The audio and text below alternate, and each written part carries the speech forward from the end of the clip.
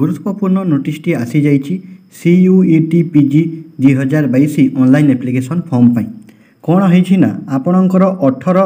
जून 2022 last date थिला जोटा आपणकर फॉर्म फिलअप करने किंतु ताहा एबे एक्सटेंड होगी 4 जुलाई 2022 जे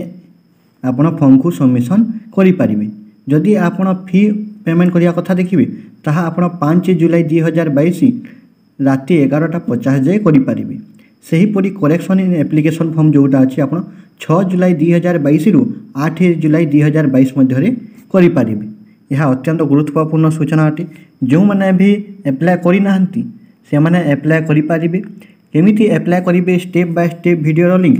डिस्क्रिप्शन बॉक्स रे अच्छी जदि नोटिस ऊपर पर्सन को देखा ताहले लिखा होइछि in continuation to the public notice dated 19/5/2022 regarding the submission of online application form CUET 2022 it is hereby informed that the last date of the